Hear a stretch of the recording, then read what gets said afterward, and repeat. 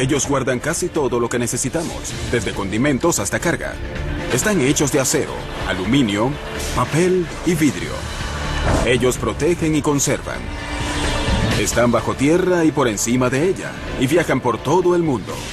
Revolucionaron la civilización. Ahora verán los contenedores en Maravillas Modernas.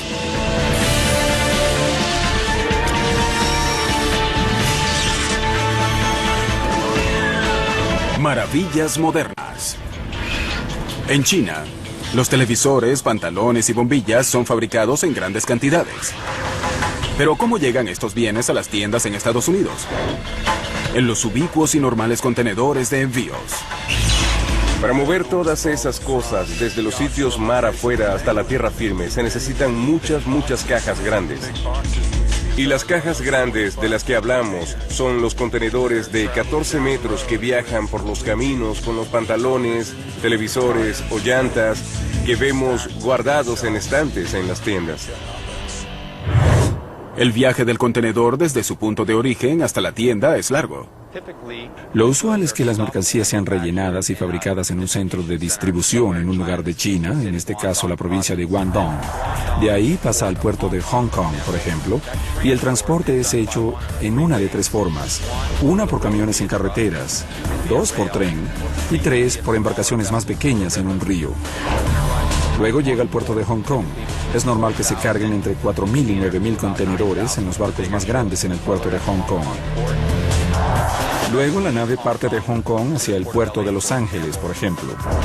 Cuando llega a este puerto, se descarga el contenedor. En este punto, el contenedor es cargado en un tren u otro camión y luego es transportado a su destino final. Un contenedor hace unos 120 viajes de puerto a puerto en sus 10 años de vida aproximada. Viajan desde el lejano oriente hasta este continente en la temporada de tifones, donde puede haber olas de 12 o 15 metros que mecen la propia nave hasta ángulos muy severos. Y esos contenedores deben soportar los golpes del mar abierto para proteger los bienes que llevan adentro. Los contenedores están diseñados para llevar hasta 20 toneladas de productos. Pueden ser llevados por 3 medios de transporte. Sin esa capacidad de sistema intermodal, sería casi imposible el comercio internacional tal y como lo conocemos. La clave de este sistema es el propio contenedor. En la fábrica de contenedores marinos internacionales de China, en Shenzhen, China, se hace un contenedor cada 5 minutos. Enormes láminas de acero son dobladas, remachadas y pintadas en una línea de montaje de una de 3 longitudes dictadas por la Organización Internacional para la Estandarización o ISO. Las longitudes uniformes son de 6, 12 y 14 metros.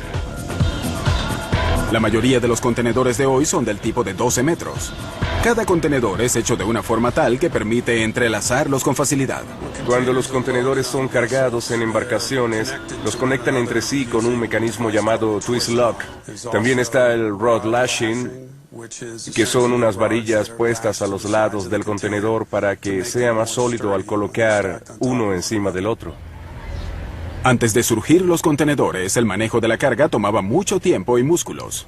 La industria marítima es de las que respetan más la tradición. Durante siglos, los bienes fueron cargados y descargados en gran parte en la misma forma. La carga era movida con redes de cargas y arpeos para sacarlas de las bodegas de carga. En ese momento, un equipo de estibadores tomaba la carga y la ordenaba en una plataforma, que luego era levantada otra vez y colocada en una carreta, un coche o incluso un camión. Luego, en 1955, Malcolm McLean, un empresario de camiones de Carolina del Norte, compró una compañía de barcos de vapor y cambió a la industria. Le quitó las ruedas a sus camiones, fortaleció los lados de sus remolques y los montó en sus barcos. Ese fue su prototipo de barco con contenedores. El Ideal X con 58 remolques en cubierta hizo su primer viaje de Nueva Jersey a Texas en 1956. Su empresa se convirtió en la Sealand Services, una compañía internacional de envíos, y McLean se dio a conocer como el padre de los contenedores. Casi en esa misma época, la compañía de navegación Matson en Oakland investigó formas de controlar la subida de los costos y vio que cargar y descargar en la forma tradicional era lento y costoso. Como resultado de su investigación, Matson creó su propio programa de contenedores que revolucionó en forma efectiva el movimiento de bienes en el área del Pacífico. En 1958, Matson sacó sus primeros contenedores de la bahía de San Francisco.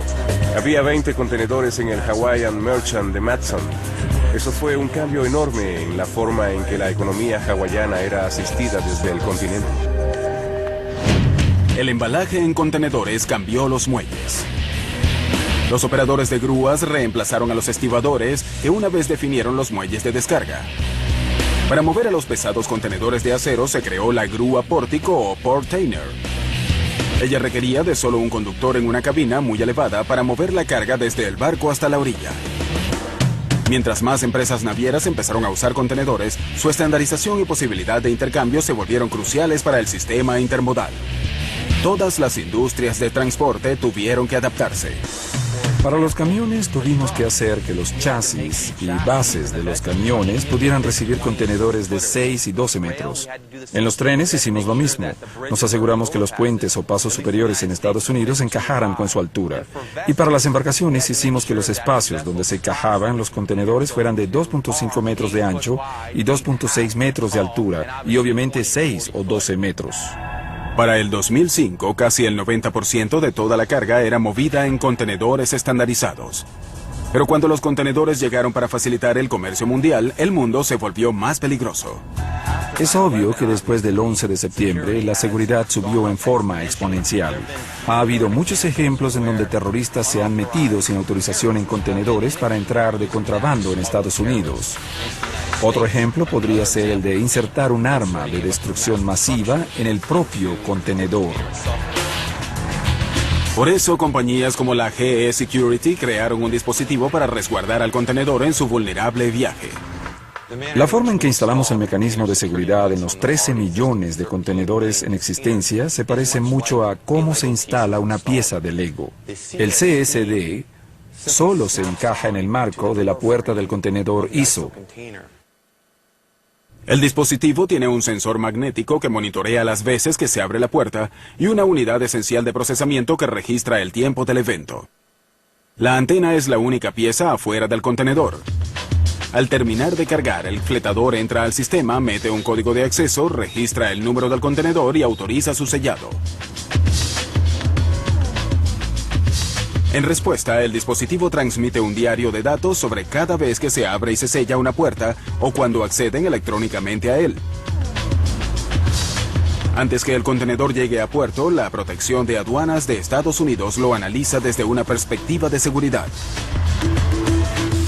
Basándose en sus normas de riesgos, ellos deciden inspeccionar desde una cifra baja como el 1% hasta una más alta de 8 o 10% de los contenedores, dependiendo del perfil de riesgo del contenedor.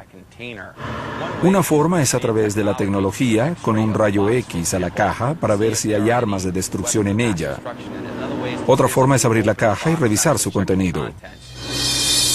En un futuro cercano, los contenedores con este dispositivo pasarán las aduanas en menos tiempo y harán llegar los productos a las tiendas con más seguridad y rapidez. Después que el contenedor es abierto en los almacenes, suele haber más contenedores adentro que guardan muñecas.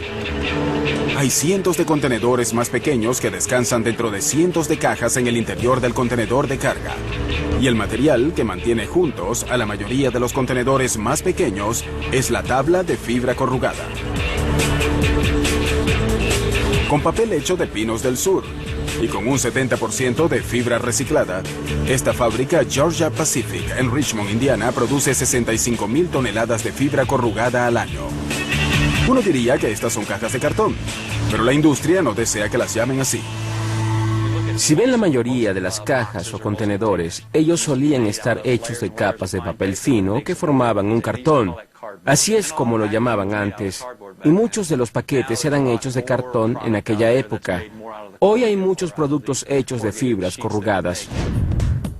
En 1890, Roger Gere, un impresor y fabricante de bolsas de papel de Brooklyn, creó el cartón corrugado.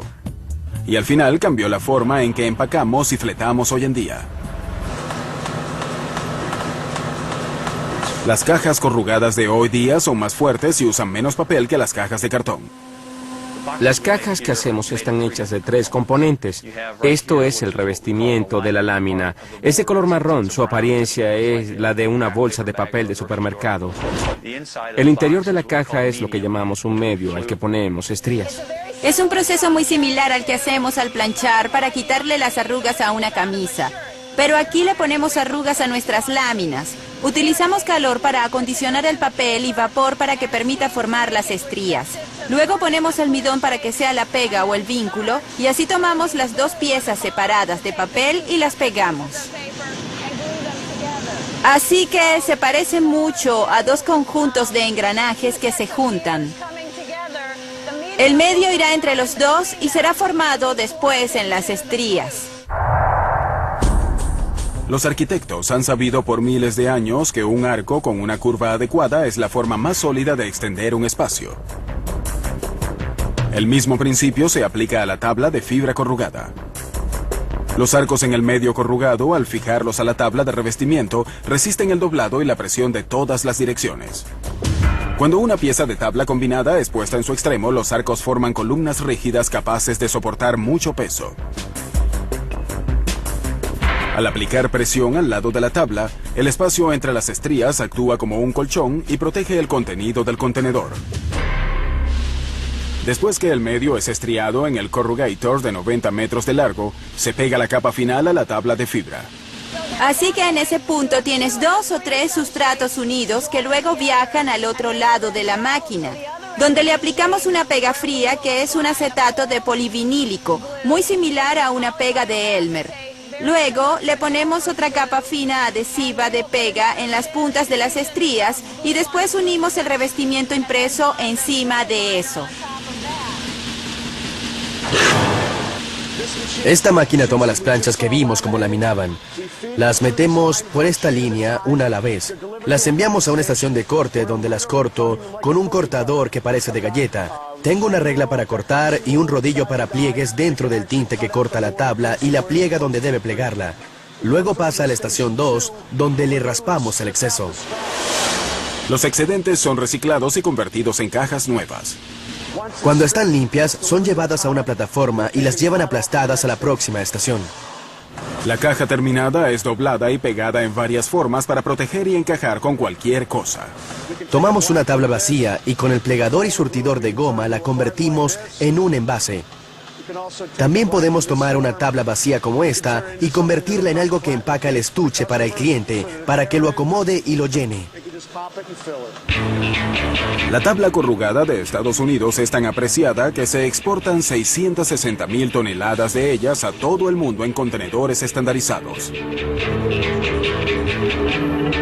Tanto los contenedores como las cajas guardan muchos bienes. Pero ¿qué pasa si debes guardar la reserva de petróleo de Estados Unidos o su excedente de comida? Para eso necesitas los contenedores más grandes del mundo. En relación al tamaño de un contenedor, ninguno iguala al de la Reserva Estratégica de Petróleo de Estados Unidos, la SPE en el Golfo de México. La SPR tiene una capacidad de 727 millones de barriles de petróleo. La Reserva Estratégica de Petróleo tiene 4 establecimientos distintos donde almacenamos petróleo crudo. Hay 2 en Luisiana y 2 en Texas. El petróleo crudo de la SPR está guardado en formaciones geológicas subterráneas naturales, domos de sal. Mucha gente no se da cuenta del tamaño de los domos de sal del área de la costa del Golfo. Este domo en particular es llamado Bryant Mound. El domo Bryant Mound está a unos 60 metros de la superficie de la Tierra y en su contorno de 600 metros tiene una anchura aproximada de 2.400 metros. En el Bryant Mound y otros domos de sal de la SPR hay cuevas cilíndricas masivas donde se guarda petróleo crudo. La SPR tiene en total 62 de esas cuevas gigantescas. Hay unas 20 cuevas en el Bryant Mound. Podemos guardar 254 millones de barriles debajo de la tierra. Imagínense el tamaño del Astrodomo. Si llenáramos el Astrodomo con petróleo crudo, sería solo el equivalente a la cantidad que podemos poner en una de nuestras cavernas. En 1975, el presidente Gerald Ford firmó la Ley de Política Energética y Conservación que creó al SPR. Esa fue una respuesta a la crisis que surgió por el embargo petrolero de la OPEP de 1973 y 74. Estados Unidos necesitaba una red de seguridad para futuros desastres políticos, económicos y naturales que amenazaran el suministro de uno de sus recursos vitales. Pero la pregunta era, ¿dónde guardar los cientos de millones de barriles de petróleo? Se pensó en guardarla por encima de la tierra o por debajo de ella. Ellos se dieron cuenta de que el Golfo de México era el sitio más factible para guardar petróleo crudo por debajo de la tierra en domos de sal. La mayoría de refinamiento se hace en la costa del Golfo y los oleoductos también están allí. Y ya había algunos domos de sal que tenían algunos pasos a cavernas subterráneas. A diferencia de la minería tradicional que usa máquinas para sacar la sal, con la minería a base de soluciones se inyectan millones de galones de agua a los domos de sal para crear cavernas. En ese proceso usamos agua para disolver la sal, tal y como disolveríamos la sal de la mesa en la casa. Usamos aproximadamente 7 barriles de agua cruda para crear un barril de espacio en la caverna. La forma en que estos contenedores subterráneos son realizados o creados es a través de la perforación de 2 agujeros de unos 1.200 metros dentro del propio domo de sal. A esos agujeros se les coloca unas envolturas largas o tubos dentro de tubos. Luego introducimos agua en esos tubos, en la tubería interior, para disolver la sal. La sal disuelta se convierte en salmuera y esta sale por el anillo o tubería externa. Al sacar la salmuera, se pone el petróleo crudo en su lugar y se almacena hasta que se lo necesite. El petróleo se beneficia de la alta temperatura subterránea. El calentamiento geotécnico del petróleo crudo hace que su composición mantenga su consistencia, porque hay una homogeneidad en el petróleo crudo.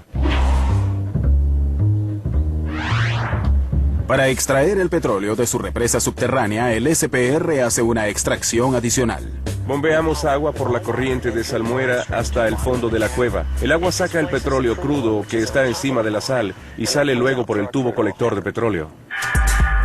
El petróleo es más liviano que el agua, así que es natural que ambas sustancias se separen. El petróleo es luego segregado, medido y distribuido a varios terminales y refinerías. Una extracción adicional del SPR ocurre en circunstancias muy específicas. El presidente de Estados Unidos tiene autoridad de ordenar una extracción a gran escala. Y eso significa que sacamos 4.4 millones de barriles de petróleo diarios de nuestros establecimientos. También tiene la autoridad de ordenar una extracción limitada, que permite liberar hasta 30 millones de petróleo crudo. La otra persona autorizada a liberar petróleo de nuestros establecimientos es el secretario de Energía. Solo ha habido 2 extracciones desde que se formó el SPR. Se autorizó una después del huracán Katrina en el 2005. Unos vientos de 225 kilómetros por hora azotaron a la costa del Golfo, dañando refinerías y tuberías que abastecen a los Estados Unidos. Y la SPR sirvió al propósito para la que fue creada: aliviar las penas de los desastres económicos, geopolíticos y naturales. Debemos estar listos para cuando el presidente decrete una extracción total, en la cual podremos suministrarle petróleo crudo al país. Y en esa situación tendremos que estar listos, casi igual que los militares. La reserva estratégica de petróleo es quizá el contenedor subterráneo más grande del mundo. Pero hay otros contenedores que guardan vastas riquezas por encima de la tierra: los silos. Estamos sobre un silo de 33.5 metros de altura y 18 metros de diámetro. Este es el que almacena 6.342.000 litros. Debido a su altura, un silo puede tener una base pequeña y aún así contener gran cantidad de lo que haya que almacenar, como granos, arena, maíz, para mencionar algunas cosas. Los ascensores verdes y las plantas de alimentación están compuestos de silos múltiples. Aunque parece una estructura simple, un silo es en verdad un edificio muy complejo. En la granja Crowell County, en el condado Liberon, en Pensilvania, un equipo de construcción de la Sollenberg Silos Corporation hace un nuevo silo de granja usando el método de jump form. Si observan los moldes, verán que son de 1 metro de altura y hay 3 moldes de 1 metro en el concreto. Después que terminen de vaciar el concreto en un molde, los trabajadores los soltarán y los sacarán y los haremos saltar al siguiente nivel. Por eso se llama método de salto del molde. Para vaciar el concreto se requiere de precisión y rapidez. Él da vueltas continuamente en un vehículo para que el concreto llene el nivel del molde. No debe ponerlo todo en un solo sitio porque si no abultará los moldes. Por eso se llena todo en forma pareja. Soportes de barras de acero son colocados en el concreto. Los ingenieros diseñaron estos silos basándose en el material almacenado ahí. Si almacenamos maíz, hay mucha presión horizontal. Por eso necesitamos más acero que da fuerza en las paredes de los silos. Cuando lo termine, este silo tendrá una altura de 28 metros y un espacio de 8.800 metros cúbicos de almacenaje. Los silos de hoy son versiones épicas de sus predecesores. El científico Franklin Hiram King patentó el primer silo en 1889.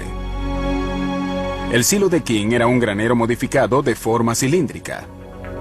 Él sabía que la estructura cilíndrica era fuerte y reducía la descomposición de su contenido. El silo de King evolucionó y se convirtió en este gigante, el silo más grande en Estados Unidos. Tiene una altura de 45 metros y está en el condado Berks, en Pensilvania.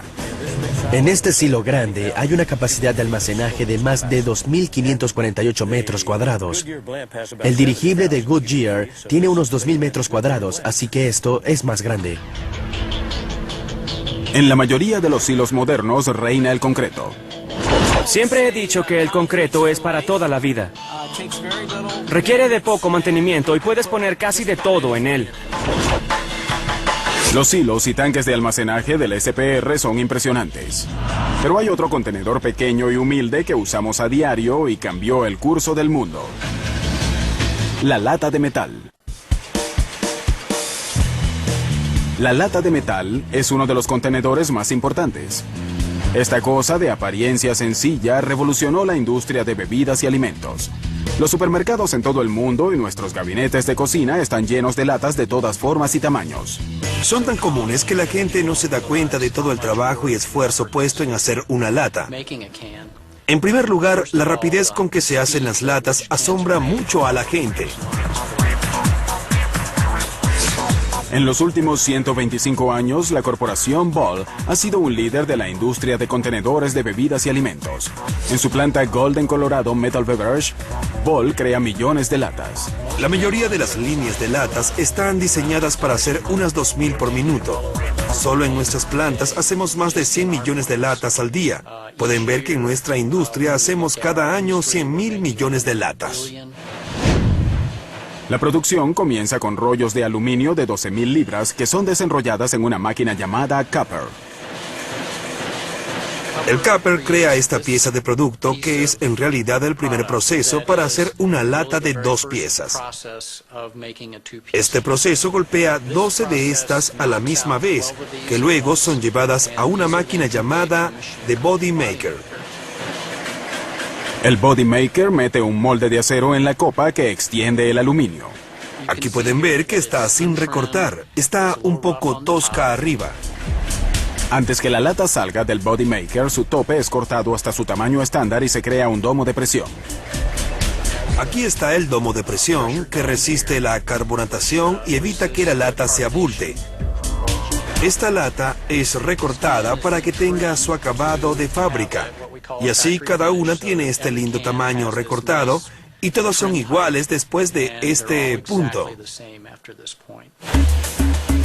Después, cada lata va a un sistema de lavadoras y secadoras que producen contenedores limpios listos para su próxima fase, la impresora. La impresora es la máquina que fija el ritmo de la línea de latas. Aumenta su velocidad o la baja y el resto de la línea de latas debe portarse de la misma forma. La impresora usa 8 colores para diseñar etiquetas. Luego, un barniz fino cubre el trabajo de arte. Desde aquí, las latas entran a un horno que hornea y fija la tinta y el barniz. Esa lata va después desde ese horno a lo que llamamos las máquinas de rociado interno. Ellas rocían el interior de la lata con una capa que también es horneada después, así que no está expuesta a ningún metal. En cada fase de la línea de producción, las latas deben ser perfectas, o si no las descartan y reciclan. El paso final antes del envío es crear un cuello y una pestaña a la lata. Le ponemos un cuello y una pestaña a la lata. El cuello y la pestaña le dan mucha fuerza y la preparan para el final, que viene después que la lata es llenada con el producto. Al llegar al final, esta pestaña es enrollada en lo que llamamos una doble costura, que le da un sello hermético. El producto es preservado en forma perfecta de la luz y oxígeno y nada se sale de la lata hasta que la abres. Las latas son luego alineadas en plataformas y marcadas para su transporte y las llevan a un almacén donde esperan a que las envíen. Pero la fabricación de contenedores de alimentos no fue siempre tan rápida o dinámica. El origen del contenedor esterilizado puede ser rastreado hasta un general del siglo XVIII, Napoleón Bonaparte. En 1795, cuando Napoleón trataba de conquistar Europa, tuvo muchas dificultades para obtener la comida para sus ejércitos. Él recurrió al gobierno, que empezó un concurso para crear un sistema de alimentación que hiciera alimentos imperecederos. Un tipo llamado Nicolas Appert tomó ese proyecto en 1795. Nicolas Appert tardó casi 15 años, pero triunfó. Él cocinó parcialmente la comida, la puso en un contenedor de vidrio, lo encorchó y lo hirvió. El inglés Peter Durand tuvo una idea distinta. Trabajó con metal en lugar de vidrio a comienzos del siglo XIX. A él se le ocurrió una forma de usar metal en lugar de vidrio con el mismo proceso, básicamente. Pero la lata de metal era más duradera, no se rompía. El resultado fue que el proceso de Durand esterilizaba y duraba más. Durand combatió el óxido que se formaba en sus latas de hierro con un revestimiento de hojalata que protegía la comida. Luego le soldaba una tapa a la lata después de llenarla. Ese fue el amanecer de la lata de hojalata. El avance de Durand halló pronto aplicaciones prácticas como la preservación de frutas y vegetales, que ahora retenían su valor nutricional. El escorbuto, que acabó con muchos marinos ingleses, se acabó. Los marineros que una vez carecieron de nutrientes podían soportar ahora viajes largos. En la Guerra Civil estadounidense, los soldados de la Unión dependían casi tanto de la comida enlatada como de la pólvora para sobrevivir. Eso fue algo que permitió a la civilización hacer otras cosas aparte de buscar forraje. Así que la preservación de la comida en una forma segura les permitió empezar a hacer otras cosas. Ese fue en verdad el comienzo de la industrialización. En las décadas siguientes, la automatización hizo florecer a la industria de la lata de hojalata. En la Segunda Guerra Mundial, el valor de las latas se enraizó en la mente de los soldados estadounidenses. 2/3 de las comidas de los soldados de la Segunda Guerra Mundial venían enlatadas. Luego ellos volvieron a casa y las familias se dispersaron y fueron a otros lados, y el resultado fue que confiaban mucho en la comida enlatada. En la era de la posguerra, la comida enlatada se volvió una costumbre en cada hogar e impulsó la industria. Hoy en Estados Unidos procesamos entre 33.000 millones y medio y 34.000 millones de latas cada año. El contenedor de metal ha sido amenazado por otras formas de empaque, de plástico y empaques flexibles y cosas como esas. Y les diré que he visto muchas veces escrito el obituario de la lata de metal. Pero al final el contenedor de metal seguirá sobreviviendo. Aunque la lata de metal sea el contenedor más importante en el mundo, otra lata con un gran avance casi eclipsó su importancia: la lata de aerosol. La lata de aerosol surgió en la década de los 40. De nuevo, la guerra demostró ser un gran empuje para una gran innovación. El gobierno estadounidense financió la investigación de un contenedor portátil que los soldados podían usar con facilidad para acabar con insectos dañinos. Este mecanismo fue invaluable para las tropas en el Pacífico, donde reinaba la malaria. A ese insecticida en aerosol se le acredita haber salvado a miles de soldados. El éxito de la lata de aerosol en la guerra se extendió pronto al frente civil, donde las familias usaron de todo, desde aerosol para el pelo hasta medicinas, cada vez con más frecuencia. Una lata de aerosol está hecha de acero o aluminio y funciona con un propelente. El propelente es un gas. Al hundir la boquilla de arriba, la fuerza del gas que presiona al producto hace que se mueva a través del tubo de inmersión y salga al final por la boquilla. La boquilla estrecha atomiza el líquido y forma una neblina fina. Las primeras latas de aerosol usaron gas liquidificado que contenía clorofluorocarburo, o CFC. Pero los científicos descubrieron que el CFC dañaba a la capa de ozono.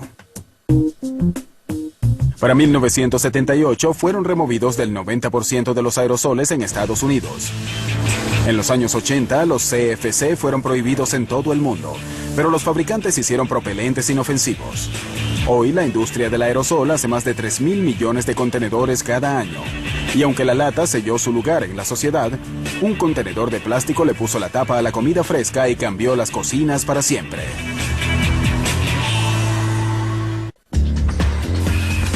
En los Estados Unidos se hacen 36.000 millones de contenedores de vidrio por año. En ellos ponen desde comida para bebé hasta encurtidos. En la fábrica OE en Burbank, California, se hace 1 millón de botellas por día. El proceso de manufacturación de 6 pasos empieza con la materia prima. Esta es la instalación de la casa de materiales. Como pueden ver, hay muchos silos aquí donde guardamos la materia prima. La arena de sílice, la caliza, la ceniza de soda, que es nuestro vidrio reciclado. Y dentro de la instalación la pesamos, mezclamos y luego la enviamos a los hornos por unas correas transportadoras. Ese horno feroz de unos 1.5 metros de profundidad convierte a la materia prima en vidrio derretido. Este horno está hecho de ladrillos de cerámica de alta temperatura de muchos tamaños, formas y pesos distintos. Contiene unas 500 toneladas de vidrio derretido a unos 1540 grados. Después que el vidrio es derretido en el horno, lo llevan a la máquina de formación. El vidrio derretido es recortado en piezas uniformes llamadas gut y luego son sopladas en el molde con aire comprimido. El vidrio entra a la máquina de formación a unos 1148 grados. Los contenedores de vidrio formados dejan la máquina a 482 grados en menos de 10 segundos. Este enfriamiento rápido ayuda al vidrio a retener su forma. El cambio extremo en temperatura puede causar estrés en las botellas si no se les enfría adecuadamente. Es por eso que los contenedores son cargados a un aparato donde su temperatura es aumentada hasta 537 grados y luego la reducen hasta menos de 93 grados. El recalentado y enfriado lento elimina el estrés en los contenedores, haciéndolos más fuertes y resistentes a los impactos.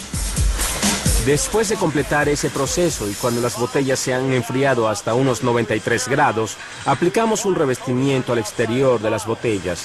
El revestimiento protege las botellas contra abrasiones y rayones y realza el rasgo de fuerza del contenedor. Cada botella es inspeccionada. Las no aprobadas son devueltas al fuego. Después de la inspección, algunas botellas son puestas en plataformas en lugar de en cajas de cartón. Esta máquina pone nuestras botellas encima de una plataforma de 9 niveles de altura. Luego la amarramos a la plataforma para prepararlas para enviarlas al consumidor. Ese sistema mecanizado que funciona 24 horas al día en más de 81 plantas hoy en todo el mundo, convierte cada año su materia prima en millones de contenedores fuertes y transparentes. Los fabricantes de vidrio tardaron miles de años en conseguir esta rapidez y eficiencia. Alrededor del 1500 a.C., los egipcios crearon un método para hacer los primeros tiestos de vidrio. Hundían un molde de arena compactada en vidrio derretido y volteaban el molde para que el vidrio se adhiriera a él. Mientras estaba suave, el molde cubierto de vidrio era rodado en una piedra para lajas para alisarlo o decorarlo. Luego, en algún momento entre el 27 a.C. y el 14 después de Cristo, el soplado de vidrio transformó la fabricación de contenedores de vidrio.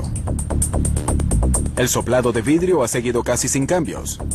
Cuando el vidrio lo calientan y transforman en un semilíquido, lo ponen al extremo de una varilla llamada ponti. El soplador de vidrio sopla en el ponti para moldear el vidrio y hacer contenedores de distintas formas. En 1880, más del 25% del vidrio hecho en Estados Unidos era usado para botellas comunes. Estas eran sopladas una a la vez. Eso cambió en 1903 con una invención de un joven soplador de vidrio de Ohio. La primera máquina de botellas automática creada por Mike Owens hacía 9 botellas por minuto. Para poner eso en perspectiva, la producción de esa máquina en un día habría requerido de 36 hombres trabajando 18 horas, soplando botellas a mano. Después vino el llenado a alta velocidad y las líneas de empacamiento. La O en OI significa Owens, y gracias a su máquina la compañía formó su negocio mundial de contenedores. Ella hace millones de contenedores de vidrio cada año. Antes de la posguerra, en los años 40, los contenedores de vidrio y metal eran las opciones más comunes para guardar comida. Pero llegó un hombre llamado Earl Tupper que revolucionó la preparación y almacenado de la comida. Mucho antes de que surgiera Earl Tupper, aún faltaba tiempo para la llegada de muchos refrigeradores. Mucha gente aún hacía que le llevaran hielo a sus casas. Los contenedores de comida estaban diseñados para guardar el producto por un día o algo así. En los años 40, la industria del plástico aún estaba en su primera etapa. Los contenedores de plástico eran difíciles de mercadear porque eran quebradizos, grasosos, malolientes y poco confiables. Por lo tanto, Tupper creó 2 innovaciones en la tecnología del plástico. Él ayudó a desarrollar el proceso de refinar el residuo de polietileno. Este residuo es una sustancia negra, un producto derivado del refinamiento de petróleo. A través de este proceso, él pudo desarrollar un material muy duradero y muy flexible que era maravilloso para la conservación de la comida. Era un material no poroso y traslúcido también. Él creó el sello Tupper, una tapa ajustada contra el aire y agua creada por un artículo de ferretería. Él estaba un día en una ferretería y vio una lata de pintura y notó que en la lata de pintura había un sello en el centro. A él se le ocurrió la idea de que si hacía que el sello fuera alrededor de los bordes externos de un tazón, eso sería compatible con una necesidad que llegaba a su mayoría de edad en esa época cuando la gente compraba refrigeradores en los años de la posguerra. El sello podía retener cosas como la humedad y así evitaba que la comida se secara. Básicamente mantenía el sabor general y la textura de la comida con un largo tiempo de conservación. Gracias a la demostración hecha por amas de casa en las reuniones de Tupperware, las ventas se fueron al cielo. Muy pronto los macarrones y ensaladas eran mantenidos frescos en estos contenedores. La Tupperware y otros fabricantes tuvieron que crear una nueva tecnología en los años 70 cuando surgió el horno de microondas. Pero el contenedor de cenas precocinadas fue el que tuvo que cambiar más. La bandeja de aluminio y el horno de microondas no se llevan bien juntos. En la cavidad del horno no había nada para absorber la energía de microondas. Así que si metías metal ahí, todo rebotaba hacia lo que llamamos el magnetrón, que es lo que generaba las microondas. Las ondas rebotaban y lo quemaban.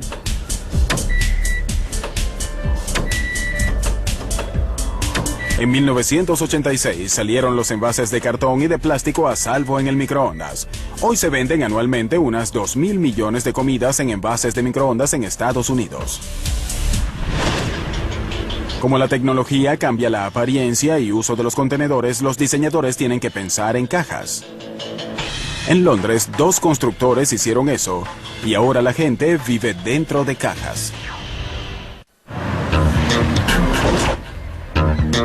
Hay suficientes contenedores de envíos en nuestro planeta como para hacer una pared doble de 2 metros de altura alrededor del Ecuador. Un grupo visionario de diseñadores halló una segunda vida para los contenedores que completaron sus viajes por mar. Eldon Scott y Eric Reynolds de la Urban Space Management hicieron la Container City, en el corazón del área de los muelles de Londres. La Container City parece unas piezas de Lego de color rojo, anaranjado y amarillo, colocados unos encima de los otros en un estilo de apariencia casual. Ellos tienen unos balcones pequeños que también están hechos de contenedores y un cercado en el frente. El destino final del contenedor es el vertedero de chatarra. Pero estos fueron destinados para cosas más grandes. La forma más barata de construcción es una caja ya existente. Y eso es lo que es un contenedor. Cuando lo compras, el contenedor te lo suministra todo. Tiene el piso, las paredes y el techo. Además, son muy fuertes. Los puedes poner en arreglos muy modernos.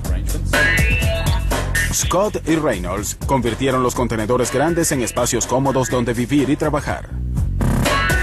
Cuando la gente oye que vives en un contenedor, piensan que vives en una caja de hojalata horrible. Ellos dicen, viene el invierno y pasarás frío. ¿No es así? Los contenedores están aislados. Tienen electricidad y agua corriente. Son muy civilizados. Para mantener los costos bajos, los arquitectos usan 100% material reciclado. Un contenedor estándar internacional es justo eso. Tiene el mismo tamaño con una diferencia de milímetros en las esquinas, porque todas esas esquinas van juntas. Así que, por supuesto, es maravilloso construir con ellos, porque no tienes el problema de los ladrillos o bloques que vienen en tamaños un poco distintos y debes compensar las diferencias con cemento. Pero los contenedores son perfectos, así que puedes comprarlos donde sea y funcionarán. 5 meses tardó la construcción de Container City One, que se inauguró en mayo de 2001 y ofreció 12 estudios de trabajo. En el 2003 se le añadió otro piso en menos de 2 días, que ofreció 3 apartamentos adicionales donde vivir y trabajar. Hoy, un total de 100 unidades forman a la Container City. Había suficiente demanda y de nuevo esto prueba que estos contenedores están diseñados para apilar cosas. Ellos literalmente caen uno encima del otro y ponemos otro piso sobre ellos. El tamaño de un contenedor es de 28 metros cuadrados y su alquiler mensual oscila entre $80 y $140. El éxito de Container City hizo surgir otros edificios de contenedores para escuelas, hospitales y centros deportivos. Nos hallamos en forma accidental dirigiendo un negocio haciendo estas cosas. Al principio era solo para nosotros. La Urban Space Management se volvió internacional con sus contenedores habitables. Los venden en Sudamérica, Pakistán y Australia. Sin embargo, podrían tener competencia en Australia. Allí, el arquitecto Sean Gottsell convierte a los contenedores de envíos en viviendas de emergencia para gente desalojada por desastres como el huracán Katrina. Su concepto, llamado Future Shack, está hecho para ser producido en masa y es económico y fácil de enviar y almacenar. Las cabañas son independientes y pueden ser erigidas en 24 horas. Su interior está alineado con madera contrachapada que contiene muebles empotrados. También hay una pared divisoria que tiene las cañerías. Gottsell le añadió solo unos cambios externos. Varias estrías adicionales para asegurar la estructura a una base. Como entrada usa una abertura movida arriba con bisagras y tiene varios paneles en el techo para ventilarla. A pesar de las alteraciones, la cabaña mantiene su capacidad de navegar y ser enviada a cualquier parte del mundo, al igual que su predecesor no modificado. Los arquitectos y planificadores urbanos de todo el mundo toman nota de estas ideas modulares. Hogares, oficinas, estudios e infraestructura vial quizás sea enviada a un vecindario cerca de usted. Después de todo, un contenedor bueno nunca pasa de moda.